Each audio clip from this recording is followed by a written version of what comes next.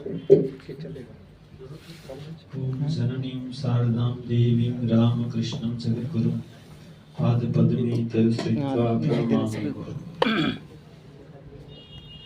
सबसे पहले भगवान श्री रामकृष्ण देव, माता शारदा देवी, स्वामी विवेकानंद के चरणों में प्रणाम निवेदन करता हूँ।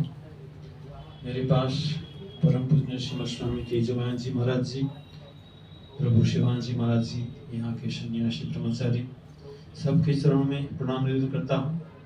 और आप सभी के हृदय में ईश्वर विद्यमान है। सिया राममय सब जग जानी, करो प्रणाम जुग जुग पानी।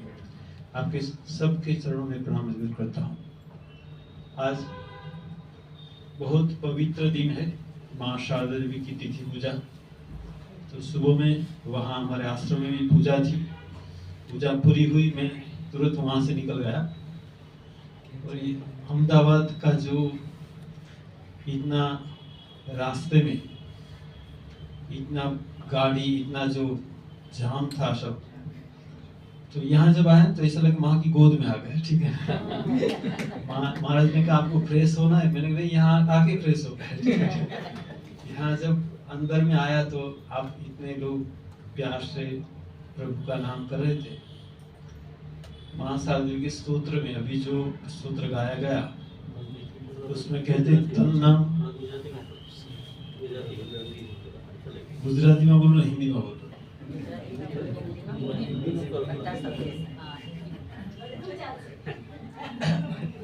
ना बता, गुजराती समझे तो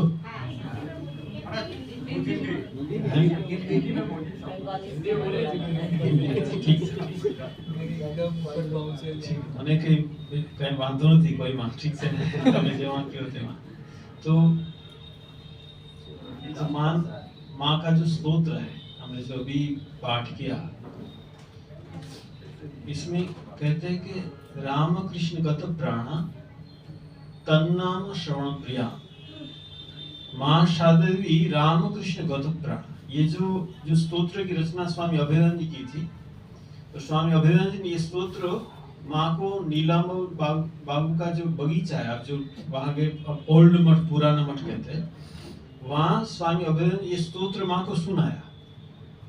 और माँ को जब स्तोत्र सुना रहे थे तो कहते जब ये लाइन आई, राम कृष्ण गत प्राणा तन्नाम श्रवण प्रियाम, उस समय अभेदानंद देखा कि वह माँ नहीं थी, ठाकुर जी बैठे हुए। राम कृष्ण गत प्राण तन्नाम श्रवण प्रियाम, जब हम उनका भगवान का नाम करते हैं माँ को बहुत आनंद होता है। जहाँ भी सब प्यार से भगवान का नाम करते थे, सबसे ज्यादा आनंद माँ को होगा। जब कोई छोटा सा बच्चा देखिए ना, तो मंदिर में प्रणाम करता है तो हमको अच्छा है, मेरा बच्चा प्रणाम करे, अच्छा है, ठीक है। तो हम तो माँ के बच्चे हैं सब। जब भगवान का नाम करते हैं तो माँ को बहुत आनंद होता है।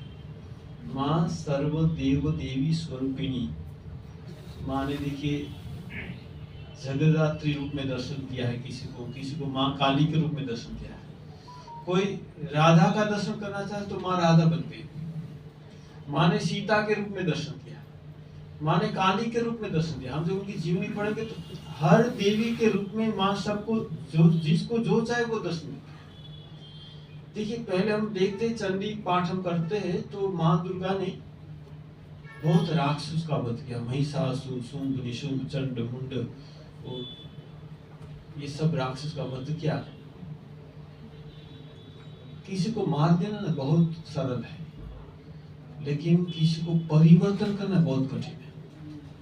मारना बहुत सहज है, किसी आदमी बुरा है उसको मार दिया, लेकिन आदमी को पूरा परिवर्तन करना वो बहुत कठिन। माँ ये जानती थी, माँ सब आदमी को परिवर्तन करना जानती थी। एक बार एक लड़का माँ के पास आया, उसने कहा कि मैंने आपके पास दीक्षा ली है, लेकिन मैं कॉलेज में पढ़ता हूँ तो बुरी सोबत में आ गया तो मेरा चरित्र खराब।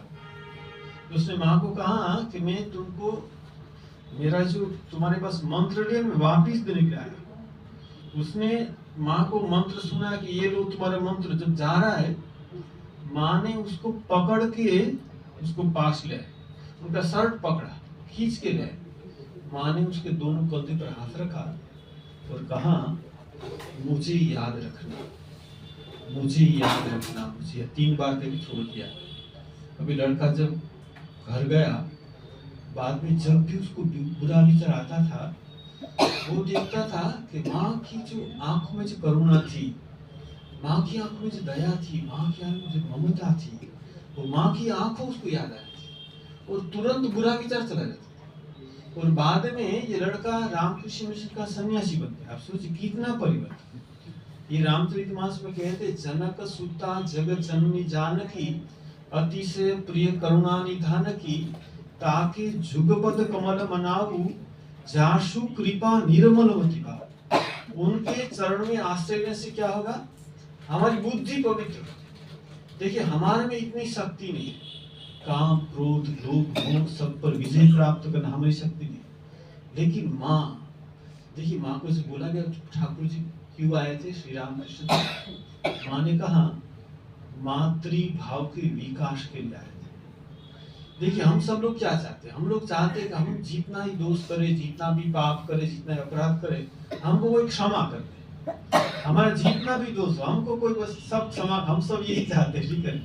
तो ये कौन कर? सिर्फ माँ ही कर सकती। सिर्फ माँ ही बच्चे का जितना भी दोष हो वो माँ क्षमा कर देती है। अरे माँ कैसी है?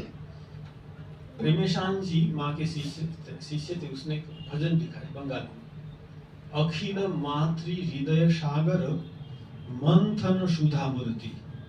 अखिल मातृ हृदय का मतलब है जितना जगत में जितनी माता है, उन सब का जो मातृ हृदय है उसका समुद्र बना के उसको जो मंथन किया जाता है, समुद्र मंथन से अमृत निकलता है। यहाँ क्या हुआ? अखिल मातृ हृदय सागर मंथन सुधा मूर्ति, उसमें जो माँ निकली है। ये जो माँ है, कोई भी माँ क्या है, अपने बच्चे को जितना प्यार करती, दूसरे बच्चे को प्यार नहीं करेगी। अपने बच्चे की तबीयत खराब है, उसको जितनी चिंता होगी, दूसरे बच्चे को तबीयत खराब उसको इतना नहीं लगा। लेकिन माँ ऐसी है, सबकी माँ है। जननीम शारदाम दी। अच्छा, जननी हम किसको कहते हैं? जिनके पेट से जन्म होता है उनका जन्म करते हैं। तो हमारे मन में प्रश्न उठ सकता है कि माँ की हमारी जननी है क्या? हमारा जन्म क्या माँ के पेट से हुआ है? इसका भी उत्तर है। जब माँ जयरामबाटी में थी तो एक लड़के को दीक्षा दी माँ। दीक्षा देकर ठाकुर जी का फोटो दिखाया और कहा कि देखो ये तुम्हारे गुरु है, ये तुम्हारे इष्ट है। तो लड़का ने कहा अरे दीक्षा तो आपने दी, आप ही तो मेरे गुरु है। तो माँ ने कहा मैं गुरु नहीं, मैं तुम्हारी माँ। लड़का ने कहा मेरी माँ घर में बैठी, तुमको क्यों माँ को? सच बात है, किसी भी लड़के को आप बोले कि मैं तुम्हारी माँ हूँ, तो लड़का ये बोला मेरी माँ तो घर में, तुमको क्यों माँ? मेरी गर्भधारणी माँ तो अपने घर में है।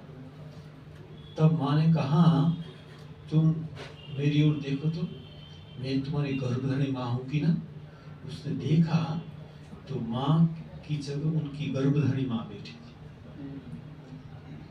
माँ जब बाग बाजार में थी, एक बार दोपहर में खा के विश्राम कर रही थी, तो आसपास बहुत महिला सब बैठी थी। तो निस्तारिणी देवी थी। तो निस्तारिणी देवी को माँ ने कहा अच्छा तुम्हारी छोटी सी बच्ची है, तुम क्यों नहीं लाए? बस मेरी बच्ची है ना, वो बहुत इतना हल्ला मचाती है, इतनी चंचल है, वो यहाँ आएगी तो तुमको दोपहर में विश्राम करने नहीं देगी, इसलिए मैं नहीं। माँ ने कहा अरे ये क्या है? अरे देखो ना राधु, ये राधु कितनी मुझे मारती है, कभी मारती है, कितनी गाली देती है। माँ की थी, मेरी माँ ने कहा था। बंगाल में बहुत एक अच्छी बात है, मैं आपको बंगाल में सुनाता हूँ। माँ ने कहा कि हमार माँ बोलेছিলেন कि তোমার तो पेटे एकटाই जन्म, আমার মা গজর গজর করে বলেছিলেন, ঠিক আছে, মানে গজর গজর করে গুस्से से कि তোমার পেটে তো একটাও জন্মালো না, তুমি অন্যের অত্যাচার কি করে সহ্য করছো? तुम्हारे पेट में तो एक भी कोई संतान जन्म नहीं हुआ, तुम दूसरे का अत्याचार कैसे सहन करती हो? तब क्या हुआ, पास में एक दूसरी महिला बैठी, उसने कहा माँ हमारा जन्म तो तुम्हारे पेट से नहीं हुआ, तो हम क्या तुम्हारे संतान नहीं है? जैसे माँ ने सुना, माँ सोते सोते बात कर रही थी, अचानक उठ बैठी और उनका जो स्वर था वो कहते बहुत तप्त स्वर से बोल रही थी। क्या कहा? तुम्हारा जन्म मेरे पेट से नहीं हुआ। जगत में जितनी स्त्री है सब में मैं हूं और सबका जन्म मेरे पेट से हुआ है। देखिए माँ कहती मैं सत्य की माँ हूँ, असत की माँ हूँ, साधु असाधु जो भी है सबकी मैं माँ है। माँ क्या कहती है? माँ कहती है कि मेरा लड़का जो धूला का दुम रगड़ेगा मैं उसको साफ करके गोद में उठा लूंगी। अच्छा, धूला का का मतलब क्या है? हमसे कोई दोष होगा, कोई पाप होगा, कोई अपराध होगा, माँ क्या करेगी? साफ करेगी। साफ करने का मतलब क्या है? मानो पवित्र बना देगी। हमारे जितने भी पाप है ना वो सबको दूर कर देगी। ये साफ करने की जो प्रक्रिया है ना वो थोड़ी सी कठिन है। मैं जब छोटा था तो खेलता था, अच्छी स्नान नहीं करता था तो क्या है पैर में बहुत मैल जम जाता। फिर माँ क्या करती, बाथरूम में पकड़ कर ले जाती तो पैर ऐसे घसती थी से चमड़ा उठ जाए। ठीक है, मैं चिल्लाता, छोड़ती नहीं थी क्योंकि पैर साफ करना है। तो ये साफ करने की प्रक्रिया थोड़ी सी कठिन है। जब साफ करेंगे ना हमको तो क्या थोड़ा सा दुख होगा, लेकिन माँ क्या कहती है? तो गोद में उठा लेंगे। देखिए इसका बहुत गहरा मीनिंग है। आप ध्यान से सुनिए, गोद में उठा लेने का मतलब क्या है? किसी को गोद लेने का मतलब है उनकी सारी संपत्ति हमको मिल जाती है। जो जिसको गोद लेते हैं उसको क्या होता है? उनकी सारी संपत्ति मिल जाती है। माँ कहते हैं कि मेरी जो आध्यात्मिक संपत्ति है, आप सोचिए भगवान श्री रामकृष्ण देव ने जब साधना की, बाद में माँ की पूजा की, उसने अपनी समस्त साधना का फल माँ के चरणों में अर्पण किया, अपनी जपमाला भी अर्पण की। तो देखिए माँ ने सब स्वीकार किया। ये जो स्वीकार करने की शक्ति माँ में है। श्री रामकृष्ण की साधना सरिता है, माँ साधवी समुद्र सागर है। जितने भी सरिता समुद्र में आए ना, सागर कभी तृप्त नहीं होता। वैसे श्री राम कृष्ण की इतनी साधना, वो जब समुद्र में मिलित होती है समुद्र चंचल नहीं होता। देखिए मथुर बाबू ने एक बार कहा था ठाकुर जी को, आपको भाव समाधि हो, मेरा भी कुछ कर दीजिए।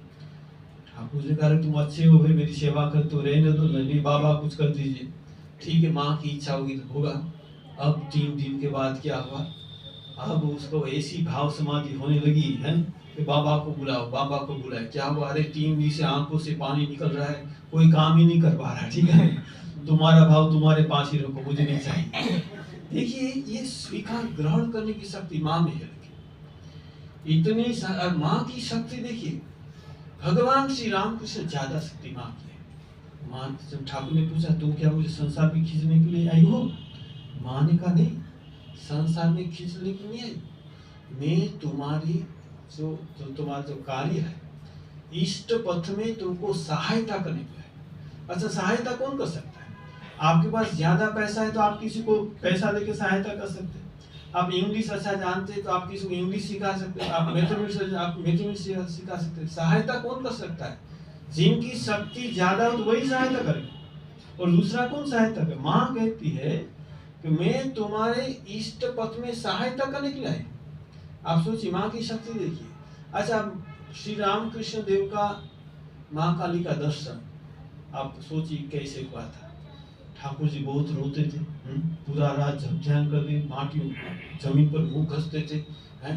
और बाद में जब दर्शन नहीं हुआ तो माँ का खड़ग लेकर गला काटने गए, तब ये ज्योति समुद्र, बाद में माँ का दर्शन। और माँ साध्वी को कैसे दर्शन हुआ? माँ साध्वी जयरामवटी से चलते चलते दक्षिण से जा रहे थे अपने पिता के साथ, बीच में बुखार हो गया। माँ सो रही, सोच रही कि जा पाऊंगी। रात में देखा माँ काली स्वयं उनके सर पर हाथ सहराती हुई। तू देखा? अरे तुम कौन हो? कहां से आई हो? मैं दक्षिण से आई। और बंगाली में कहते हैं आमी तोमार बोन भाई। देखो बंगाली में बोन का मतलब क्या है? बड़े को दीदी कहते हैं, छोटे को बहन बोन कहते हैं। ठीक है, जो बड़ी होती है ना उसको दीदी कहते हैं। ठीक है, और जो छोटी होती है ना उसको बहन कहते हैं। माँ बोल से आमी तुम्हारी बोन है, मैं तुम्हारी छोटी बहन। ऐसे नहीं कहते मैं तेरी बड़ी बहन हूँ। माँ काली स्वयं कहती है। और उसको माँ काली के दर्शन के लिए कोई प्रयत्न नहीं करना पड़ा, स्वयं माँ आ गई। माँ क्या चाहती है? माँ यही चाहती है हम उसको माँ कहकर पुकारे। मुझे कोई जो माँ कहकर पुकारेगा मैं उसको वापिस चलने दूंगा। आप सबको पता है दक्षिण श्री रामकृष्ण देव थे तो उनकी थाली लेकर माँ आ रही थी, बीच में महिला आई कि मुझे दे दो, तो दे दी। अब ठाकुर बैठे खाने के लिए उसके पास रख दी, वो चली गई। ठाकुर तो खा नहीं, बहुत गंभीर हो गए। जब माँ ने क्या हुआ, बस तुमको पता नहीं मैं जैसे तैसे लोगों का छुआ हुआ खाना नहीं खा सकता, उसका चरित्र अच्छा नहीं, लोग पता है, आप पता है, तो क्यों दिया? आज से मुझे वचन दो, मेरी थाली किसी को मत देना। माँ ने कहा ये मुझसे नहीं होगा। देखिए आप सोचिए, हम ही पार्वना ठाकुर सिंह, ये मुझसे नहीं होगा। क्यों नहीं होगा? मुझे माँ के प्रति पुकारेगा, उसको वापिस जाने। देखिए यहाँ माँ साध्वी भगवान श्री रामकृष्ण देव से भी ज्यादा महत्व किसको दे रही है? एक अपवित्र संतान को, जिसने माँ कहकर पुकारा। ठाकुर भगवान है स्वयं, उनके पति, उनकी बात नहीं सुनती माँ, क्या किसी को मत देना मुझसे नहीं होगा। क्यों? मुझे माँ कहकर पुकारेगा, उसको वापिस जाने नहीं दूंगी। बाद में क्या किया ठाकुर माँ ने? ठाकुर को समझा, तुम की शुद्ध आमार ठाकुर, तुम तो सकल ठाकुर, ठीक है? तुम क्या सिर्फ मेरे ठाकुर हो क्या? तुम तो सबके ठाकुर। ठाकुर हंसते हंसते खाना शुरू कर दिया। माँ ने ठाकुर भी मना लिया। माँ क्या कहती मालूम है? माँ कहती भई की बाबा सर्वदा जानबे ठाकुर तुम्हारे पीछे আছে, আমি রয়েছি, আমি माँ থাকতে भई की। तुम डरो मत, सर्वदा तुम सोचो कि ठाकुर तुम्हारे पीछे, मैं माँ हूं, माँ रहते तुमको डर क्या? देखिए इसका बहुत गहरा मतलब है। पहली बात है, सर्वदा तुम सोचो कि ठाकुर और माँ तुम्हारे पीछे, सर्वदा। और सचमुच है, माँ कोई झूठ बात नहीं बोलती, सर्वदा। मैं एक बार एयरपोर्ट में मैंने देखा एक छोटा सा बच्चा बहुत दौड़ रहा है, उसके पीछे पीछे माँ भी दौड़ रही है। बच्चा को पता नहीं माँ पीछे, ठीक है, दौड़ते दौड़ते कभी गिर जाते, माँ उसको उठा दी, फिर दौड़ता है, ठीक है। इतना दौड़ रहा है, इतना। मुझे देखकर क्या लगा पता है? कि हम वो छोटे से बच्चे के बाल, हम संसार में दौड़ते रहते इधर उधर, ठीक है। माँ पीछे हम देखते नहीं, माँ की नजर बच्चे के ऊपर और कहीं नहीं, और क्या कर जब गिर जाता है उठा लेते। तो यहाँ माँ कहती सर्वदा तुम सोचो कि ठाकुर तुम्हारे पीछे, लेकिन क्या है, ठाकुर पर हमें विश्वास नहीं, ठीक है।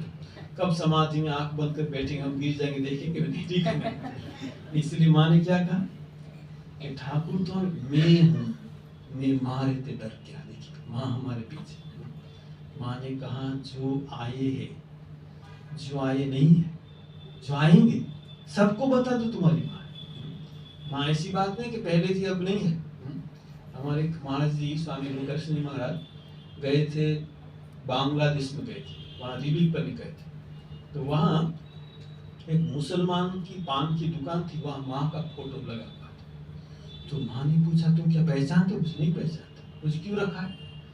उसने कहा कि मेरी माँ बचपन से मर गई, मैं माँ के लिए बहुत रोता था, इतना रोता था। एक बार क्या हुआ, रात में स्वप्न में ये आई और मेरे सर पर हाथ बुला रही, कह रही तुम डरते क्यों? मैं माँ हूं ना तुम्हारी, तुम चिंता मत करो। बीच बीच में इसको देखता हूँ, ये मेरे स्वप्न में आती, कौन है पता नहीं। आप सोचिए, ये मुसलमान लड़का अपनी माँ को बुला रहा है, माँ शारदा को नहीं बुला रहा है, लेकिन माँ सबकी माँ। मुझे वृंदावन की बात याद आ जाती है। वृंदावन में ये सत्य घटना है। एक पंजाबी लड़का था, उसने शादी की, तो उनकी जो पत्नी थी उसका नाम किशोरी था, बहुत प्यार करता था अपनी पत्नी को। अब क्या हुआ, थोड़ी देर कर पत्नी मर गई।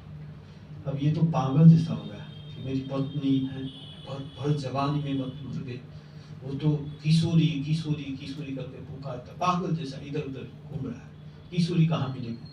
किसी ने कहा तो बरसाना में जाओ, वहाँ किशोरी मिलेगी। राधा का एक नाम किशोरी है, ठीक है। तो वो चला गया बरसाना में, और किशोरी किशोरी कहाँ हो, किशोरी कहाँ हो, बहुत चिल्ला रहा। तो राधा ने अपनी सखी ललिता को कहा, अरे ललिता मुझे बुला रहा है। ललिता ने तुमको नहीं बुला रहा है, वो तो अपनी पत्नी को बुला रहा है। तो राधा ने कहा अच्छा बताओ तो, ये किशोरी नाम पहले मेरा था ना पहले उनका था? ऐसे नहीं, ये पहले तो तुम्हारे था, मुझे बुला रहे। तुम जाओ। वो सचमुच राधा ने दर्शन दिया। ये किशोरी बाबा का नाम आज भी है, किशोरी बाबा, बहुत बड़े संत हो गए। राधा का दर्शन हुआ। देखिए जैसे वो किशोरी को बुला रहा है, वो राधा भी, माँ भी ऐसी अपनी माँ को बुला रहा है मुसलमान लड़का, ठीक है, लेकिन माँ क्या सोच रही, मुझे बताए, माँ ने आके दर्शन कर। देखिए माँ कुछ नहीं चाहती, सिर्फ वो चाहती बस हमारी एक माँ है, तुम जैसे भी हो, जहाँ भी हो, तुम ये याद रखो तुम्हारी एक माँ है, हमारी सबकी माँ है। और माँ हमारी सब बात सुनती है। माँ हमको वही देगी, क्या देगी, जैसे हमारा मंगल हो। देखिए कोई छोटा सा बच्चा जब सांप पकड़ने जाता है, जब अग्नि में हाथ देना जाता है तो माँ देने नहीं थी, क्योंकि उसको पता नहीं सांप उसको काट देगा, है वो अग्नि से जल जाएगा। माँ क्या करती, हाथ पकड़ लेती। तो हमारी माँ भी वैसी, हम बहुत कुछ चाहते माँ के पास, माँ वही देगी जिसमें हमारा कल्याण हो। तो आज मुझे प्रभु सेवान जी आज मौका दिया माँ के बारे में कुछ बोलने का, माँ इसका बहुत बहुत धन्यवाद। और आप सबको देखकर माँ को आपने इतने प्यार से अंतर से आप पुकार रहे थे, इतना भजन अच्छा गाता है, मुझे पता नहीं थे नाड़ावटी। मैंने कहा अरे आप, मैं तो सोचता हूँ मैं ही हारमोनियम जाता, आप भी हारमोनियम जानते हैं, ठीक है, अच्छा बहुत बढ़िया गा रहे थे। बहुत अच्छा लगा आप सबको मिलकर। मैं भगवान श्री राम कृष्ण देव माँ शारदा देवी के चरणों में प्रणाम निवेदन करता हूँ, प्रार्थना करता हूँ हम सबको माँ के चरणों में स्थान मिलेगा, माँ की गोद में स्थान मिलेगा। हम सबको माँ के पास यही प्रार्थना करें। नमस्कार।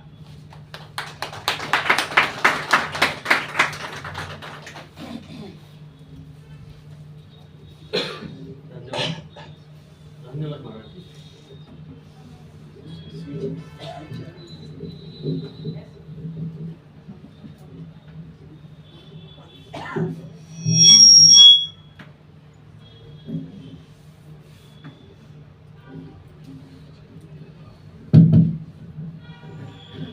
धन्यवाद महाराज जी। ऐसा लग रहा था कि माँ की बातें आपसे सुनते ही रहे, सबको एकदम माँ के गोद में आपने बिठा दिया सबको। सबकी ओर से आपके चरणों में प्रणाम करता हूँ और श्रद्धेय स्वामी तेजोमय जी महाराज को विनती करता हूँ, महाराज भी माँ के बारे में कुछ बातें करेंगे।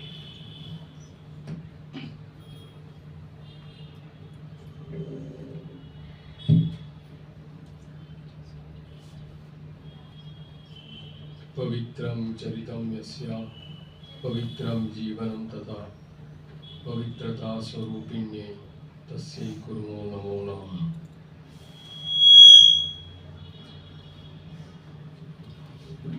श्री रामकृष्ण देव की ऐश्वर्य विहीन लीला में श्री श्री माँ का जो लीला संगिनी रूप से जो अवदान है वो किसी भी अंश से कम नहीं है। जीवित दशा में श्री श्री माँ का जो प्रभाव था या महिमा थी वो ज़्यादा प्रकाश नहीं हो पाई। इसके दो कारण थे।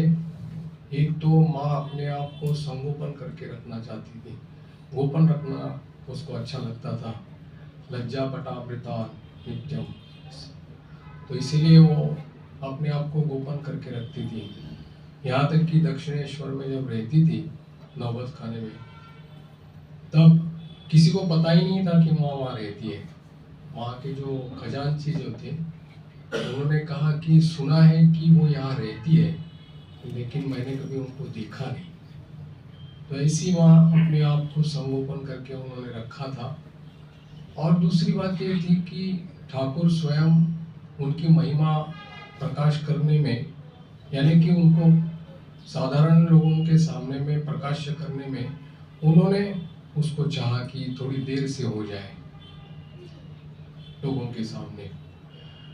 इसलिए दक्षिणेश्वर में रहते समय, जैसे कि महाराज ने अभी कहा कि क्या तुम मुझे संसार में खींचने के लिए आई हो, नहीं, बोले इष्ट पद में सहायता करने के लिए आई हो।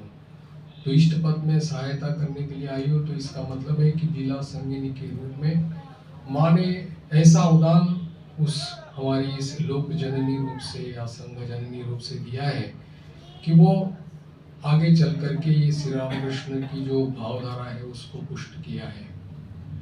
माँ सभी लोगों के सामने माँ के रूप में जब तक प्रकाशित नहीं हुई, क्योंकि माँ की महिमा जो है वो धीरे धीरे प्रकाशित हुई थी और उसका विस्तार धीरे धीरे हुआ था। पहले दक्षिणेश्वर में रहते समय ठाकुर ने उनको इस लीला पूर्ति के लिए उनको सुयोग्य बनाया था। उनको लौकिक अलौकिक दोनों प्रकार की शिक्षा दीक्षा दी थी। जैसे कि मिट्टी के प्रदीप में बत्ती कैसे लगाई जाती है, वहाँ से लेकर के उच्च समाधि तत्व तक सब कुछ ठाकुर ने उनको सिखाया था। फिर फलाहारी पूजा के दिन षोडशी पूजा करके उनको अपने आजीवन जो उन्होंने कठोर अभूतपूर्व साधना की थी उसका फल भी श्री माँ के चरणों में दे दिया, निवेदन कर दिया और कहा कि हे जगन माता, इसका सिद्धि का द्वार उन्मुक्त करो और इसके द्वारा सर्वविध कल्याण साधित करो, ये प्रार्थना की थी। और इसीलिए माँ को उन्होंने धीरे धीरे इस उनकी लीला पुष्टि के लिए उन्होंने सामने लाया था। और वो कहते थे कि ये मेरी केवल अकेले की जिम्मेदारी नहीं है, ये तुम्हारी भी जिम्मेदारी है।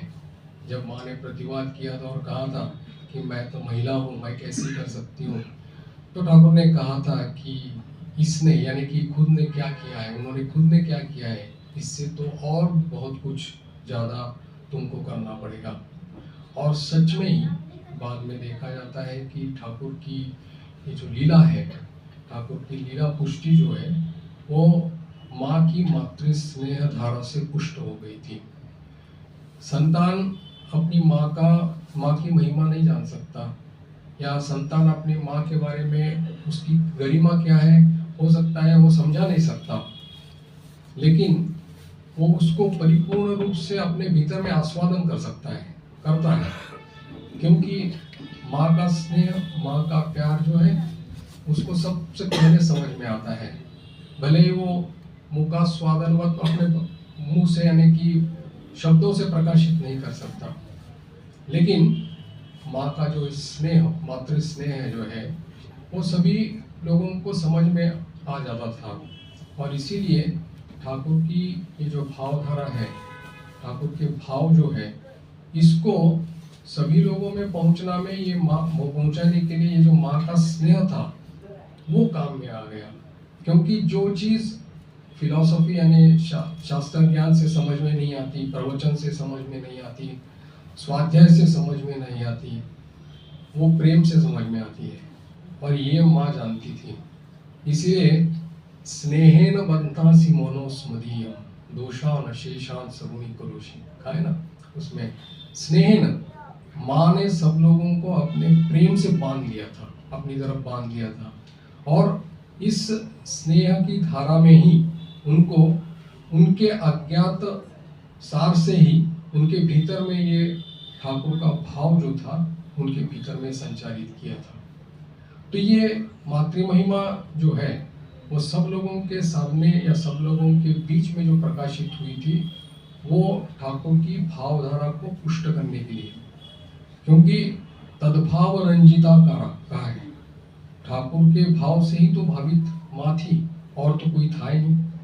इसलिए ठाकुर का जो पूरे जगत के प्रति जो मातृभाव था, जो विकास करने के लिए उन्होंने माँ को रखा था, तो वो उन्होंने अपने जीवन में सब लोग जो भी उनके संस्पर्श में आए, जो भी उनके सानिध्य में आए, कभी भी उनको कभी मातृ स्नेह से वंचित नहीं होना पड़ा। सब लोगों को मातृ स्नेह से उन्होंने सिक्त कर दिया। पहले वो माँ थी, बाद में वो गुरु थी, क्योंकि पहले गुरु का आवरण तो बाद में है, लेकिन पहले माँ है।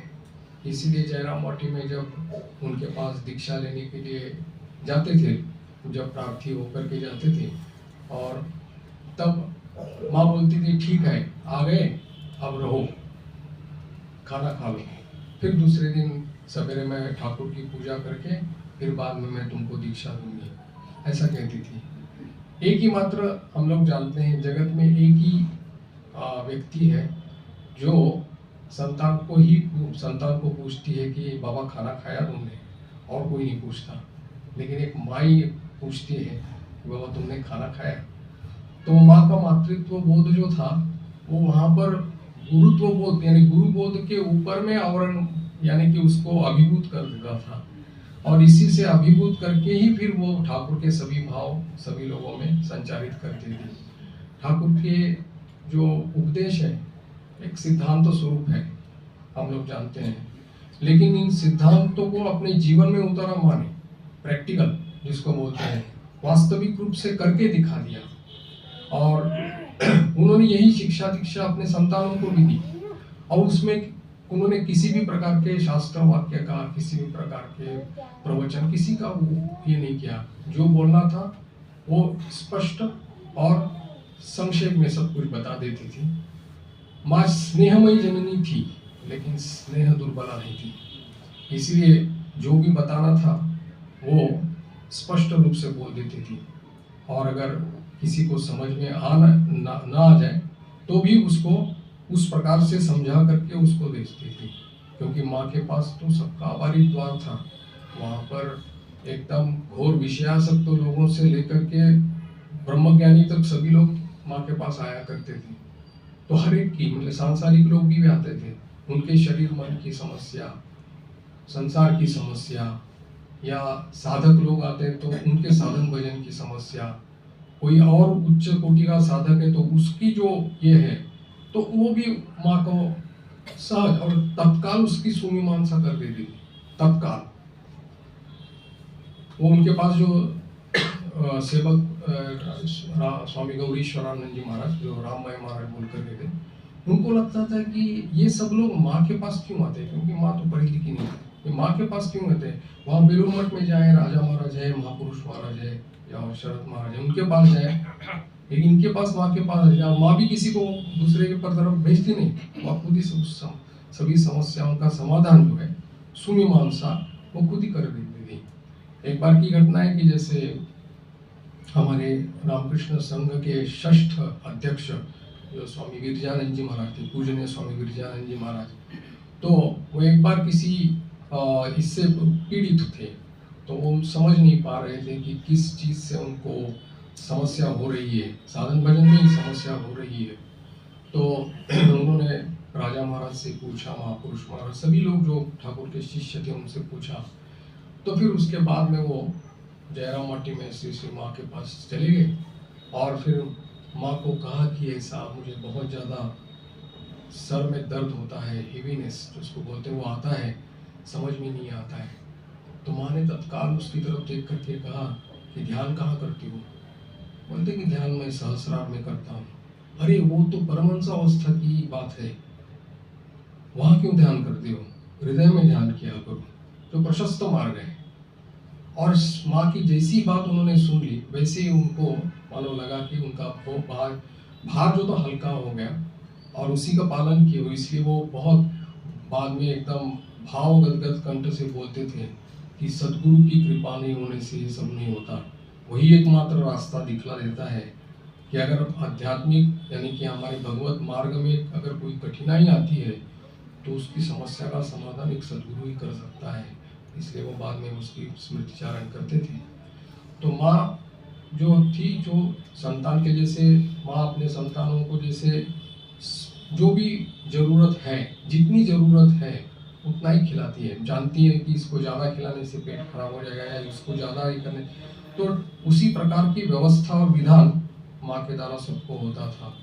और इसीलिए क्योंकि सर्व विद्या स्वरूपिणी है वहाँ माँ भी, और सब कुछ जानने वाली है। उद्बोधन के मकान में जब वहाँ माँ ऊपर में रहती थी तो माने एक दीक्षार्थी उसकी माँ के पास आया करते थे। एक घटना है जो संभवतः मैंने किसी किताब में लिखी हुई देखी नहीं, वो ये घटना है कि एक बार माँ के पास में कोई भक्त वहाँ पर दीक्षा लेने के लिए आए, जो दोनों माँ से भी परिचित थे और शरद महाराज से भी परिचित थे, दोनों से भी परिचित थे। और वो भक्त जो थे दीक्षा लेने के लिए वो अनपढ़ थे, पढ़ना लिखना उनको नहीं आता था। तो उन्होंने माँ के पास दीक्षा के लिए प्रार्थना की थी। तो शरद महाराज ने उसकी व्यवस्था कर दी और फिर वो निर्दिष्ट दिन पर जा कर के वो माँ के पास चले गए। माँ ने पूजा करने के बाद में उस भक्त को दीक्षा दिया। दीक्षा देने के बाद में वापस आए और शरद महाराज को साष्टांग प्रणाम किया। शरद महाराज ने कहा कि दीक्षा हो गई? बोले हाँ दीक्षा हो गई। अब वो शरद महाराज जानते थे कि ये अनपढ़ है, तो इसलिए पूछा कि तुमको क्या मंत्र मिला। अब ये प्रश्न साधारणतः पूछा नहीं जाता, लेकिन शरद महाराज भी एक समाधिवान महापुरुष है, ठाकुर के शिष्य है और माँ के सेवक है, अंतरंग सेवक है, तो इसलिए उन्हें जानना चाहा कि तुमको क्या मंत्र मिला है। तो बोले कि मैं कैसे बता सकता हूँ, पहले मैं पूछ रहा हूँ तुमको, तुम बता दो। हाँ, मैं जानना चाहता हूँ कि तुमने वो ठीक मंत्र ग्रहण किया है या नहीं। तो उसने भक्त ने मंत्र बोल दिया कि ऐसा ऐसा मंत्र है। तो जब शरद महाराज ने सुन लिया तो कहा कि तुमने कुछ गलत सुना है, तुम जा करके माँ से फिर मिल लो और संशोधन कर लो। तो वो भक्त फिर से उसको लगा महाराज बोल रहे हैं, तो फिर वो सीढ़ी ले करके ऊपर में चला गया। माँ वहाँ बैठी थी। बोले क्या हो गया बाबा? बोले कि नहीं, वो मंत्र जो है मैंने ठीक सुना है कि नहीं मुझे मालूम नहीं, इसलिए मैं फिर से। बोले क्या मंत्र दिया था तुमको, बताओ। तो उसने मंत्र बोल दिया। तो माँ ने कहा कि ठीक ही तो दिया है मैंने, गलत क्या है। तो फिर बोला कि वो ठीक है। बोले चला गया। चला जा करके फिर शरद महाराज को जा करके प्रणाम किया। बोला कि माँ ने ठीक ही दिया है, सब बोल रहे हैं।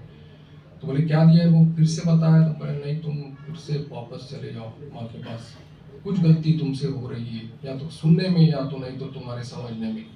फिर जा करके माँ के पास चले गए। तो बोले कि माँ ऐसा लग रहा है कि मुझे। तो बोले बताओ फिर से क्या मंत्र है। तो फिर वही बताया और बोले कहे नहीं मैंने सही दिया है। ये तीसरी बार हो गया थी। फिर महाराज ने उनको ऊपर भेज दिया। बोले कि माँ से पूछ लिया करो, अगर बताया तो बोला कि मैंने बोला है। तब जब उन्होंने बताया श्री माँ को कि ऐसे ऐसा शरद महाराज बोल रहे थे, तब माँ ने कहा कि शरद क्या जानता है, जो मैंने दिया है वो सच दिया, सही दिया है, इसके ऊपर अभी अविश्वास नहीं करना। फिर इस घटना के बाद में वो वापस आ गया, महाराज को बता दिया, माँ का संदेश उसको बता दिया। फिर इसके बाद में शरद महाराज ने कोई उच्च वाच्य नहीं किया, फिर वो भक्त चले गए। इसके बाद में जब माँ का स्थूल शरीर देहावसान हो गया, शरीर जाने के बाद में 1920 के बाद 3-4 साल बाद की बात है, एक बार शरद महाराज तंत्र संबंधी एक बहुत ही दुर्लभ ग्रंथ उनके हाथ में आ गया, पढ़ने में आ गया, क्योंकि स्वामी शारदानंद जी महाराज तंत्र शास्त्र के बहुत बड़े ज्ञाता थे, तो वो पढ़ते थे। तो उसमें उन्होंने वो जो ग्रंथ उनको मिल गया, उसमें उस दुर्लभ ग्रंथ में उनको वो मंत्र जो था वो उनको उसमें दिखाई पड़ा। तब शरद महाराज को आश्चर्य लगा कि ये सर्व विद्या स्वरूपिणी किसको बोला जाता है। एक तो अनपढ़ थी माँ, तो ऐसे कोई उसका ये नहीं था, लेकिन सभी अंतर्यामी रूप से और सर्व विद्या स्वरूपिणी होने से किस प्रकार से कौन से भक्त को कौन सी चीज चाहिए, कौन से संतान को, भक्त कहने से भी ज्यादा माँ को कहना चाहिए, संतान को कौन सी चीज आवश्यक है, वही चीज माँ उसको दे देती थी। जैसे पेट भरता है तो माँ हाथ पे हाथ बुला करके देखती है ना, उसके ऊपर पेट के ऊपर हाथ में फिरा करके कि पेट भरा है या नहीं, वैसे ही माँ का व्यवहार एकदम मातृवत, कोई आडंबर नहीं रहता था। जैसे माँ बच्चों को खिलाती थी, संतानों को खिलाती थी, वैसे ही ठीक उसी तरह से बिना आडंबर के ही दीक्षा होती थी, और जो बोलना है दीक्षा के समय ही बोल देती थी। और कभी कभी कोई सौभाग्यवान रहता था, उसको साक्षात पर फिर से माँ को मैंने कि इष्ट दर्शन करवा देती थी वहीं पर उसी समय, देखो यही तुम्हारे इष्ट है, देख लो। इस प्रकार के कई सौभाग्यशाली भक्त है, संतान है माँ की, उनको उन्होंने इष्ट दर्शन करवाया था। और इसी प्रकार कोई ब्रह्मचर्य मांगने आया है, कोई संन्यास मांगने आया है, माँ ने सबको वो जो प्रार्थी है उसको सब कुछ वो माँ उस प्रकार से देती थी, अधिकार देख करके। और उसको क्योंकि माँ तो वैसे देखा जाए तो एक जयराम माटी ग्राम की एक बहुत ही सरला महिला थी, मतलब जिसको लौकिक विद्या या जिस प्रकार से बाहर की जो विद्या कहती है उसके बारे में ज़्यादा उसको जानकारी नहीं थी। लेकिन ये जो मानव मन जो है ना, हृदय, ये जो सूक्ष्म यंत्र है मनुष्य का, उसको किस प्रकार से ठीक करना है, वो माँ ठीक जानती थी। यद्यपि सरला थी, लेकिन इस प्रकार से वो जानती थी कि किसके लिए क्या आवश्यक है, और स्पष्ट रूप से उसको उसी दृढ़ भाव से वो बोल देती थी। इसीलिए माँ का जीवन चरित्र में बहुत सारी घटनाएं हैं, आपने भी पढ़ी होगी। और इसमें माँ के जो उपदेश, जैसे श्री राम कृष्ण कथामृत है, वैसे भी माँ की बातें हैं, आप लोगों ने वो भी सुने, इसमें पढ़ी होगी। तो माँ की बातें भी माँ के जो शिष्य थे उन्होंने अपनी डायरी में लिखी थी, वो सब उसको प्रकाशित किया गया है। स्वामी आरूपानंद जी महाराज, राजबिहारी महाराज और भी बाकी सब हैं, उन्होंने उसको लिखा था। लेकिन इसकी एक और जो प्रकाशित करने के पहले जो एक घटना हुई थी, वो जो काशी में एक बार स्वामी शुद्धानंद जी महाराज और शरद महाराज और ये राजबिहारी महाराज, तब उस समय ये माँ की बातें की, यानी कि मायर कथा जिसको बोलते हैं, उसको प्रकाशन करने की बात चल रही थी। उस समय इन्होंने, राजबिहारी महाराज का कहना था कि जैसे मैंने अपनी डायरी में लिखा है वैसे ही प्रकाशित करना पड़ेगा। शरद महाराज ने कहा था कि वैसे प्रकाशित करना उचित नहीं है, बिना संपादन आके सब लोगों, क्योंकि स्वामी जी ने भी एक चिट्ठी में लिखा था कि ठाकुर के जो दो उपदेश जो हैं वो दो प्रकार के हैं, एक सर्वसाधारण के लिए है और एक व्यक्ति विशेष के लिए है। वैसे भी माँ के भी जो उपदेश है वो सर्वसाधारण के लिए भी है और व्यक्ति विशेष के लिए भी है। जो व्यक्ति विशेष के लिए है वो अगर सर्वसाधारण समझ ले मेरे लिए है तो बहुत बड़ी गलत हो सकती है, बहुत बड़ी भूल हो सकती है। इसीलिए स्वामी शारदानंद जी महाराज का कहना था कि बिना संपादन किए इसको प्रकाशित करना गलत होगा, लेकिन वो अड़ कर रह गए। तब शरद महाराज ने उसको समझाया कि कथामृत में देखो, श्री मास्टर महाशय ने एक व्यक्ति की उच्च प्रशंसा की थी, उसमें ठाकुर ने जो की थी, बाद में उसी व्यक्ति का भ्रष्ट आचरण या बहिर्मुख अवस्था उसकी देखी गई। इसीलिए कई लोग, कुछ लोग मास्टर महाशय को अपमान करने के लिए गए थे और उन्होंने अपमान भी किया था उनका। तो ये घटना राजबिहारी महाराज जानते थे, इसीलिए उन्होंने कहा कि हाँ ये बात तो सही है, लेकिन उन्होंने कहा कि लेकिन बाद में उस व्यक्ति के जीवन में भाव समाधि आदि देखा गया। तब शरद महाराज का जो धैर्य का बांध जो था टूट गया। तब उन्होंने कहा तुम समझते हो कि केवल भाव समाधि होने से ही सब कुछ हो गया? अगर उसके जीवन में विश्वास, प्रेम, भक्ति, श्रद्धा, वैराग्य और ईश्वर निष्ठा अगर न रहे तो उसका चरित्र क्या रह गया? ऐसा बोल करके वो निरुत्तर रह गए। तो फिर उसके बाद में वो संपादना करके उसको प्रकाशित किया गया है। तो इसलिए माने जैसे जैसे जिसको जो बताया वो उस व्यक्ति विशेष को अगर होगा तो उसको वो अधिकार दे दिया। किसी ने पूछा माँ लाख लाख जप कर सकता हूँ? कर सकते हो, कर सकते हो, इसका मतलब है कि उसको अधिकार दे दिया, उसने माँ ने क्षमता दे दी। किसी को कहा 10 बार कर सकते हो, किसी को 12 बार, किसी को कहा हाथ जोड़ करके प्रणाम करने से ही हो जाएगा, तुमको कुछ करने की जरूरत नहीं, मैंने तुम्हारा भार लिया है। सब कुछ जो जिसको जरूरी है, वैसे जो जिसका पेट जैसा है वैसे माँ उसकी व्यवस्था करती है, वैसे ही माँ ने उसका सबका इस प्रकार से विधान किया था। इसलिए माँ के जितने भी शिष्य थे, जिनको देखने का किसी को अगर सौभाग्य हुआ होगा तो देखे होंगे कि पूरे सभी लोग धीर, स्थिर, शांत, सौम्य और पूरी तरह से भगवान के ऊपर निर्भर होकर के चलना, भगवान के ऊपर निष्ठा, उनकी भगवान के ऊपर श्रद्धा पूरी तरह से। तो इस प्रकार से अतुलनीय भक्ति विश्वास जो था उनका प्रभु के ऊपर, वो सब दिखाई पड़ता था। इसलिए हम लोग जानते हैं कि माँ की महिमा अभी तो बहुत प्रकाशित हो गई है, माँ का नाम भी सभी लोग जानते हैं, मतलब सब जगह में है। हाँ, लेकिन प्रभु या माँ जो भी है वो जब तक हम लोगों को समझाते नहीं है कि वो कौन है, भगवान है, भगवती है, पुस्तक में पढ़ना एक अलग चीज़ होती है, लेकिन हृदय में साक्षात्कार करना एक अलग चीज़ रहती है। सोई जनाई जो उदय जनाई, है ना, वो गोस्वामी जी जैसे कहते हैं कि वो जब तक वो नहीं जनाते तब तक हम लोग जान नहीं पाते कि कौसा है। इसलिए तो असी तो देवलो व्यास स्वयं चैव प्रविशी में, तुम खुद बोल रहे हो कि तुम भगवान हो इसलिए मुझे विश्वास हो रहा है। स्वयं व आत्मना आत्मानम वेत्तम पुरुषोत्तम, तुम जब खुद बोल रहे हो तब समझ में आता है। माँ ने अपने जीवित दशा में ही मैं भगवती हूँ ऐसा कुछ सौभाग्यशाली लोगों को कहा है। इसलिए माँ का ये साक्षात्कार भी है, माँ का ये जो अपना प्रकाश उन्होंने सब लोगों के सामने इस प्रकार से किया था जो हम लोगों को कुछ पढ़ने को मिलता है। तो इसलिए आज की इस शुभ अवसर पर हम लोग श्री श्री माँ के श्री चरणों में प्रार्थना करते हैं कि उनका स्वरूप हमारे हृदय में प्रकाशित हो जाए। ओम शांति शांति शांति। हरि ओम तत्सत। श्री राम कृष्ण वंश।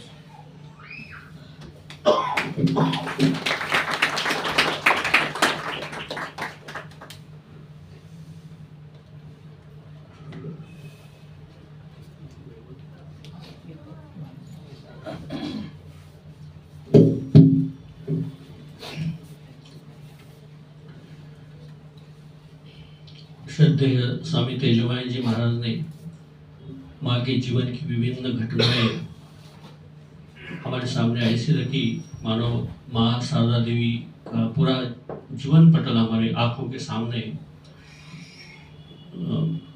एक दृश्यमान हो गया।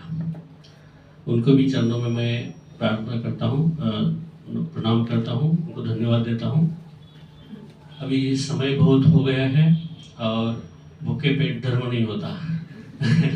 प्रसाद का समय हो गया, लेकिन अभी तैयारी चल रही है उनकी। दोनों महाराज जी ने बहुत ही सुंदर बताया, कुछ और बताने की इच्छा नहीं है। लेकिन जैसे श्रद्धेय सुखानंद जी महाराज ने कहा कि भाषा दुर्गम होती है। वो उनको तो गुजराती, बंगाली, हिंदी सभी भाषा में वो तरवेज है। माँ के जीवन का भी हम देखते हैं। कई बार माँ साउथ इंडिया में गई है, गांव की बंगाली माँ को आती थी और कोई नहीं आता था, कोई भाषा नहीं आती थी। लेकिन बेंगलोर में, चेन्नई में जाके वहाँ माँ ने मंत्र दीक्षा दी है। कौन सी भाषा में बात किया था पता नहीं। स्वामी अथोलानंद जी महाराज जो विदेशी थे, वो भी माँ के शिष्य थे। उनको तो ना हिंदी ना कुछ भाषा, खाली उनकी जो अंग्रेजी और उनकी जो मदर टंग होगी वही आती थी। और माँ ने उनको दीक्षा दी। जब उनको पूछा गया कि माँ ने आपको कैसे समझा कि मंत्र का जप कैसा करना है या मंत्र का अर्थ क्या है, तो उन्होंने बहुत सुंदर उत्तर दिया कि छोटा बच्चा होता है 6 महीने का या 10 महीने का, 1 साल का, उसको तो बोलना नहीं आता, लेकिन माँ उसको पूरा समझते है और वो माँ क्या चाहते है वो समझते है। वो भाषा अलग रहती है, हृदय की भाषा होती है। तो माँ शारदा देवी भी ऐसी थी। उनका भी कितने अद्भुत घटना हमने स्वामी जी से सुना। खुद को खूब छिपा के रखा था उन्होंने। ठाकुर का हम जीवन देखते हैं, ठाकुर रहते रहते उनके ऊपर 2-3 ग्रंथ निकले थे। रामचंद्र दत्त ने परमहंस से उपदेश करके बहुत बड़ा किताब निकाला था, और भी बहुत से, सुरेंद्र शायद सेन या दत्त, उन्होंने भी लिखा था। लेकिन माँ 1920 में गई। माँ का फोटो भी हमारे मंदिर में बहुत देरी से लगाया गया। 1940 में तपस्यानंद जी महाराज ने पहला माँ का किताब लिखा अंग्रेजी में। तब तक माँ का कोई किताब नहीं था, उनका जीवन क्या है मालूम नहीं था। बाद में 1953 में माँ की जब बर्थ सेंटनरी थी, तो स्वामी गंभीरानंद जी ने जो आज माँ का जीवन चरित्र उपलब्ध है वो लिखा। उसके बाद अपूर्वानंद जी, अक्षय चैतन्य, निखिलानंद जी, बहुत से सन्यासियों ने और गृहस्थ लोगों ने भी माँ के बारे में लिखा। तो माँ ने खुद को बहुत छुपा के रखा है। और कैसा अद्भुत जीवन था। अभी जैसे सुखानंद जी महाराज ने कहा, विश्वजननी थी। वो खाली हमारे संघ के लिए नहीं आई थी, सबके विश्व के लिए आई थी, मानव जाति के लिए आई थी। और ये खाली बोलने की बातें नहीं है। एक घटना हमने स्वामी अन्नपूर्णानंद जी महाराज, जो काशी अद्वैत आश्रम वाराणसी के आश्रम के अध्यक्ष थे, अभी वो सेवानिवृत्त है, उन्होंने कही थी। वो महाराज जी साल में कई बार ऐसे तपस्या करने के लिए उत्तर काशी गंगोत्री जाके रहते थे। तो एक बार गंगोत्री में महाराज जी गए थे, तो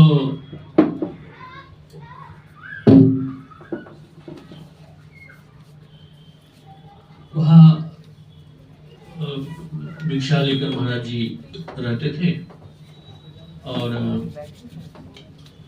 जहाँ पे भिक्षा मिलती थी वहाँ बहुत साधुओं की कुटिया है। तो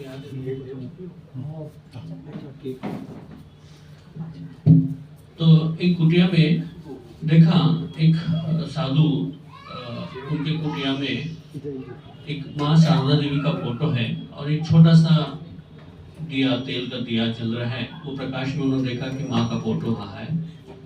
तो उनको आश्चर्य लगा कि यहाँ भी कोई अपने मिशन के कोई साधु रहते हैं। तो उन्होंने उनको कुतूहलवश पूछा कि महाराज जी, आपका रामकृष्ण मिशन के हैं? तो उन्होंने कहा कि नहीं, मैं रामकृष्ण मिशन का नहीं हूँ। आपके पास ये फोटो कैसी है? तो उन्होंने उनको घटना बताई। वो चिन्मय मिशन में थे और ब्रह्मचारी थे। तभी उनके मन में आया कि भारत भ्रमण करे, तपस्या करे, इसलिए वो भारत भ्रमण के लिए निकले और घूमते घूमते पंजाब पहुंचे। और पंजाब में उनको मन में आया कि गायत्री का पुरस्मरण करें। और वहाँ के लोगों को उन्होंने कहा कि मेरी पुरस्मरण करने की इच्छा है। तो लोगों ने सब सामग्री उनके लिए व्यवस्था कर दी। पुरस्मरण शुरू करने के पहले एक महिला उनके सामने प्रकट हुई या सपने में उनको कहा कि बेटा, अभी कलयुग में ये सब है ना, ये करना ठीक नहीं है, तुम मत करो, इससे तुम्हारी हानि होगी। उन्होंने दृढ़ निश्चय किया था, पूरी तैयारी हो गई थी, उन्होंने कुछ इसके तरफ ख्याल नहीं दिया। दूसरी बार भी ऐसा ही हुआ। तीसरे बार फिर से वो आके कह रहे, मैं तुमको कह रही हूँ ये मत करो, तुम्हारे गुरुदेव ने तुमको जो मंत्र दिया है उसका जाप करो, उससे ही तुम्हारा होगा, तुमको ये सब करने की जरूरत नहीं, इससे तुम्हारी हानि होगी। और ऐसा ही हो गया। उनकी तबीयत बहुत खराब हो गई, वो चल नहीं पा रहे, बैठ नहीं पा रहे, ऐसे हो गया। तब उन्होंने वो पुरस्मरण छोड़ दिया और फिर से भारत भ्रमण करने के लिए आगे आगे गए। तो भिक्षा लेते थे कहीं घर में और वैसे आगे आगे जाते। तो देखा एक घर में, देखा हमारे भक्तों के घर में ठाकुर माँ स्वामी जी के फोटो रहते हैं, वैसे 3 फोटो थे। तो जो माता जी भिक्षा देने आई तो उन्होंने कहा कि मुझे पहले बताइए ये फोटो किसकी है, माँ के फोटो के तरफ दिखा के। तो कहा ये तो हमारे गुरुदेव है रामकृष्ण परमहंस, उनकी धर्मपत्नी है शारदा देवी। अच्छा, मुझे भिक्षा बाद में दीजिए, मुझे पहले फोटो चाहिए, फोटो दे दीजिए। तो उन्होंने कहा कि जरूर देंगे, लेकिन क्यों, कारण क्या है आपको? उनका नाम भी मालूम नहीं, कौन है मालूम नहीं, फिर आप किस लिए चाह रहे इस फोटो को? तो उन्होंने कहा कि ये घटना कही, मैं जब गायत्री पुरस्मरण कर रहा था तो मुझे 3 बार उन्होंने मना किया कि तुम मत करो, ये तुम्हारी हानि होगी। लेकिन मुझे मालूम नहीं था कौन है, लेकिन आज फोटो देखने के बाद पता चला इन्होंने मुझे कहा था और ये शारदा देवी है। और उनके कुटिया में वही फोटो था, वही उनकी पूजा करते थे। देखिए कहाँ चिन्मय मिशन के ब्रह्मचारी, उनके गुरु ने क्या मंत्र दिया था, वो माँ कह रही है कि तुम्हारे गुरुजी ने तुमको जो मंत्र दिया है उसका करने से तुम्हारा होगा और तुमको ज्यादा कुछ करने की जरूरत नहीं। सही में वो विश्वजन्य थी, जगतजन्य थी। और जैसे तेजोमय जी महाराज ने कहा कि वो संग जननी, आज हम यहाँ बैठे हैं, आज मिशन को 125 साल हुए हैं, उनकी कृपा है। हम शुरू से देखते हैं, जब ठाकुर के महासमाधि के बाद उनके संतान, कुछ भी रहने की जगह भी नहीं थी। ठाकुर ने जहाँ शरीर छोड़ा, काशीपुर का उद्यान जहाँ कल्पतरु का इतना बड़ा उत्सव होता है, वो भी अपना नहीं था, सब कुछ वो भी चला गया, भाड़े का था। सब स्वामी जी से लेके विवेकानंद जी से लेके सब इधर उधर घूम रहे हैं। तो माँ ने गया में जाकर वहाँ के बौद्ध भिक्षुओं के बड़े बड़े आश्रम देकर बहुत रोई ठाकुर के पास, तुम आए, इतनी सब लीला की, अभी तुम्हारे संतान कहाँ रहेंगे, उनको रहने के लिए, कुछ खाने के लिए व्यवस्था करो। और उनकी प्रार्थना के फलस्वरूप आज ये रामकृष्ण मिशन हम लोग देख रहे हैं। तो यही नहीं, वहाँ की कितनी दिव्य दृष्टि थी।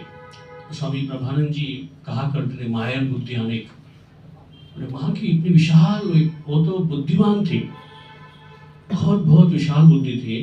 अभी जैसे महाराज जी ने एक मंत्र की घटना कही, हमको एक उपाध्यक्ष महाराज जी ने कहा था कि हमारे परंपरा में हमको जो भी गुरु मंत्र मिलते हैं उसको सिद्ध करने की जरूरत नहीं है। ऐसा बोलते हैं ना कि मंत्र को सिद्ध करने के, हमारा सिद्ध मंत्र ही है, हमको जो मंत्र मिल रहा है वो सब सिद्ध मंत्र है। और पूजनीय वीरेश्वरानंद जी महाराज जो हमारे दशम उपाध्यक्ष थे, उन्होंने कई प्रकार के जितने मंत्र जहाँ जहाँ माँ के शिष्य थे, राजा माँ के शिष्य थे और भी थे, सभी से मंत्र इकट्ठा किए और उनको कुछ प्रमुख 10 ऐसे मंत्र मिले जो माँ के द्वारा आए। माँ देखिए, माँ साक्षात सरस्वती थी। वो कहीं स्कूल में कॉलेज में नहीं गई थी, उनको संस्कृत नहीं आती थी, कुछ नहीं। अपने मंत्र संस्कृत के मंत्र माँ के द्वारा प्राप्त हुए मंत्र। ठाकुर कहा करते थे वो साक्षात सरस्वती है, जगत को ज्ञान देने के लिए आई है।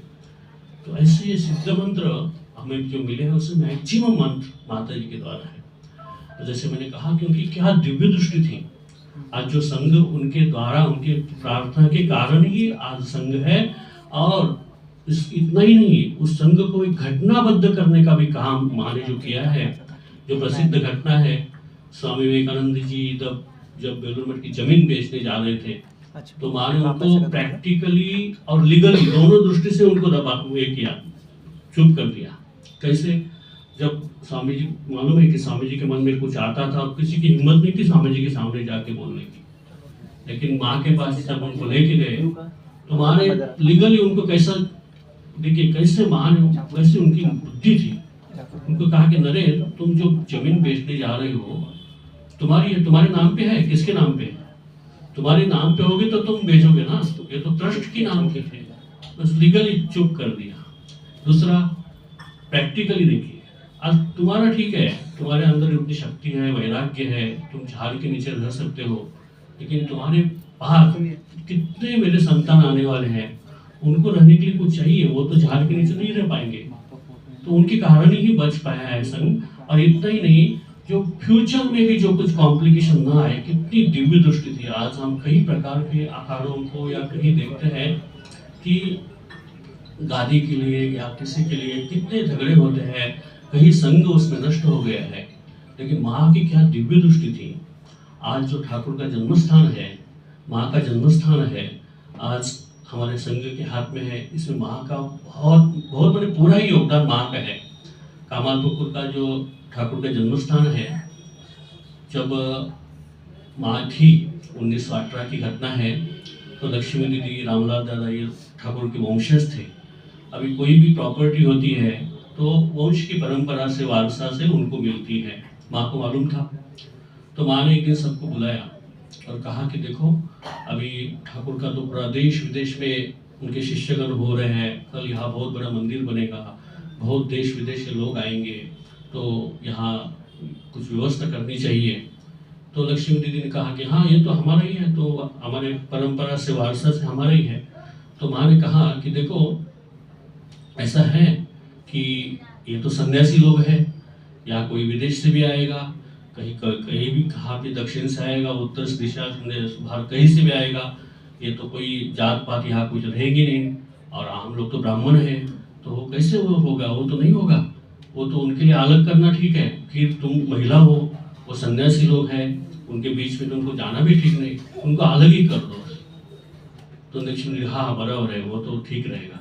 लक्ष्मी दीदी को समझाया और माँ ने ऐसा किया। देखो, इतना ही नहीं, अपने जो घर के देवता है, रघुवीर है, शीतला माता है, उनके लिए अलग से हमें बोलूंगी कि उनके लिए अलग से बनवा के देंगी, संदेश लोग बनवा के देंगे, और उसका जो भी उत्पादन जो भी मिलेगा वो आप लोगों के रहेगा। इतना ही नहीं, आप लोगों के दूसरा अलग से एक मकान बना के दिया जाएगा। तो माँ ने रहते रहते 1918 में सब ये ठीक करके जो दस्तावेज किया बेलूर मठ के दृष्टियों के नाम से, माँ का वहाँ हस्ताक्षर या जो भी अंगूठा माँ ने लगाया वहाँ पे। उन्हें कितना देखिए विशाल बुद्धि थी माँ की। तो ऐसी जगत जननी हमें मिली है, हम सब लोगों का बहुत भाग्य है। अभी महाराज जी ने जो घटना बताई, तो वो माँ बोलने से माँ रोक नहीं पाती थी खुद को। जो ठाकुर का खाना लेके गई थी महिला, जैसे उन्होंने कहा कि माँ मुझे दो, तो माँ ने दे दिया, लेकिन ठाकुर खा नहीं पा रहे थे। एक हमारे विद्वान स्वामी जी इस घटना का थोड़ा एनालिसिस करके कहते थे कि ठाकुर का हम लोग बचपन से जीवन देखते हैं। वो कभी बोलेंगे ना, मैं पानी पीऊंगा, तो उनको पीना ही पड़ता था। वो कभी बोलते थे समाधि में मुझे शौच को जाना है, नहीं होगा तो भी जाना पड़ता था, क्योंकि उनको पूरा उनका बायोलॉजिकली जो भी सिस्टम ऐसी बनी थी शरीर की कि वो सहन ही नहीं कर पाते, जो निकला है वो करेंगे ही करेंगे। जैसे धातु को स्पर्श नहीं करेंगे, गलती से भी उनको स्पर्श हुआ तो जैसे बिंचू का डंग लगे ना, ऐसा होता था। उनकी शरीर रचना ऐसी बन गई थी। तो ठाकुर जब खा नहीं सकते, कैसा खाया ठाकुर ने? माँ ने बोला इसलिए नहीं, माँ में इतनी दिव्य दृष्टि थी, उसके अंदर जो दोष आए थे वो माँ ने अपने दृष्टि से उसको दोष को दूर कर दिया, तभी वो ठाकुर खा पाए। तो ऐसी महान शक्तिशाली जगत जननी हम सभी को संग जननी के रूप में मिली है, हम सबका सद्भाग्य है। तो हमें यही आशा रखनी है, वो सब समय हमारे साथ में है, हम सबकी रक्षा कर रहे हैं। आध्यात्मिक बात पर हमें आगे जाने के लिए हमारा हाथ पकड़कर वो आगे लेके जा रही है। यही माँ की कृपा हम सबके ऊपर रहे, यही प्रार्थना। जैसे मैंने कहा, आज तिथि के अनुसार हमारे अहमदाबाद आश्रम को 2 साल का बच्चा हो गया अपना उनकी कृपा है। और एक खुशी का समाचार है, अभी जो अपनी लेखम्बा में आश्रम की ज़मीन है वह ठाकुर के लिए प्रेयर हॉल, उसका काम काफ़ी आगे बढ़ा है। और सन्यासी को रहने के लिए साधु निवास और किचन, ये 2 बिल्डिंग हमारी आशा है कि अप्रैल के पहले पूर्ण हो जाएंगी। और गेस्ट हाउस का था, थोड़ा कुछ कारण से उसको पेंडिंग रखा है, देखेंगे माँ की इच्छा से उसको भी ले लेंगे हाथ में। और पूजनीय सुनीतान जी महाराज अपने रामकृष्ण मठ और मिशन के उपाध्यक्ष, उन्होंने परसों ही निखिलेश्वरायन जी महाराज, हमारे कृष्णमायन जी महाराज बेलूर गए थे, तो उनको कहा कि मैं अप्रैल में आ रहा हूँ। अब रामनवमी है 17 अप्रैल को, 17 अप्रैल को, उस दिन महाराज ने सहमति दी है कि उस दिन वो लेखम्बा आकर उस दोनों बिल्डिंग का उद्घाटन उनके शुभारंभ हस्ते होगा। तो हम ठाकुर के चरणों में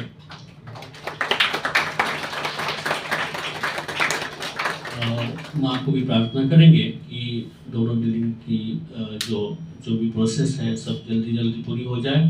तो आज जो बैठने को हमको दिक्कत हो रही है, कई लोग बाहर भी खड़े हो गए, तो ये सब माँ की कृपा से वहाँ हम लोग अच्छा से उनका उत्सव मना पाएंगे। तो यही शुभ दिन पर आप सभी को हृदय से खूब शुभेच्छा देता हूँ और दोनों महाराज जी के चरणों में प्रणाम करता हूँ। और अभी प्रसाद का समय हो गया, अब सब लोग प्रसाद लेके पधारे। ओम शांति शांति शांति। हरि ओम तत्सत। श्री राम कृष्णार्पणमस्तु। हम कुछ दिन में एक उधर सत्संग करेंगे, आप लोगों को बताएंगे, वहाँ हम लोग थोड़ा एक दिन जाके आप लोग का देखना भी हो जाएगा, वहाँ संकीर्तन भजन वगैरह करेंगे, वहाँ प्रसाद भी करेंगे एक दिन। ठीक है।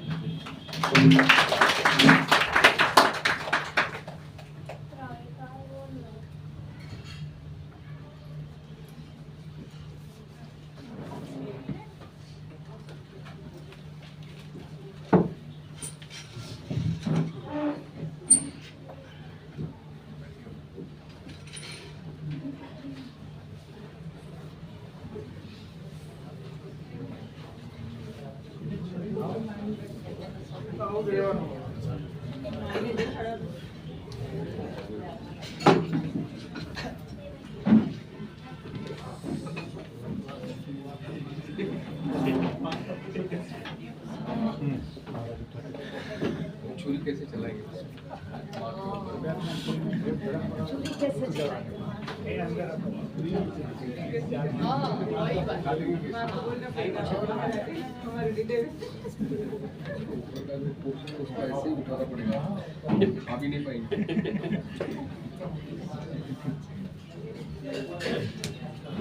सैक्रिलीजियस हो जाएगा। क्या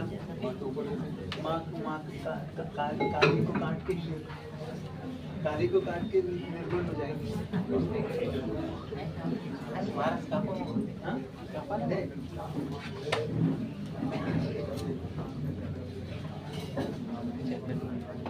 अच्छा ये इसको घुमा देना है।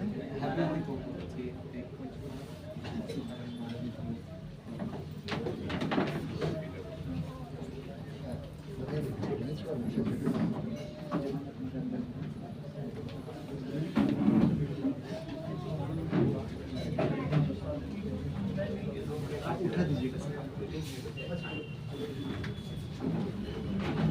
केक केक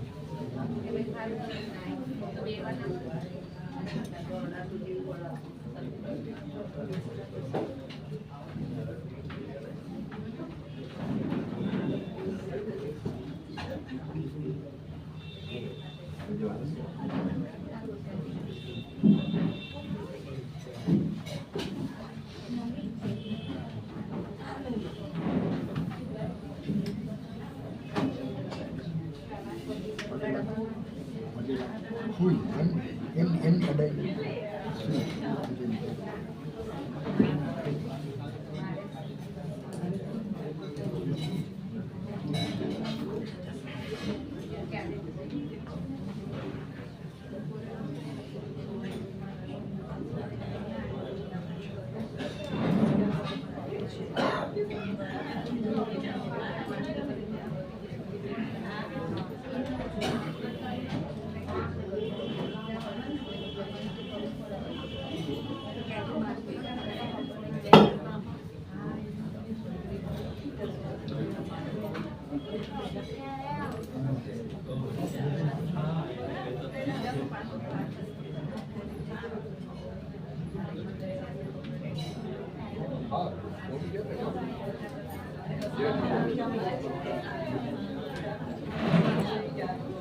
अच्छा अच्छा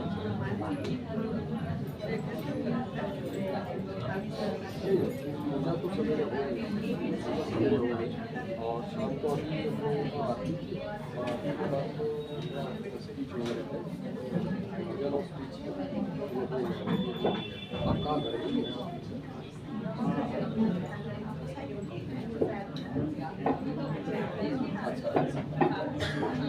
ये तो फिर आ जाओ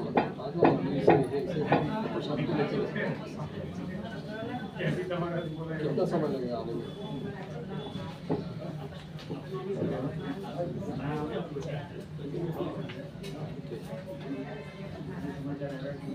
वही तो स्रोत इसलिए तो रहते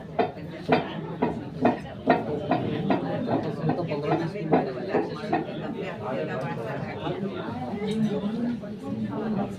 अगर आओगे तो फिर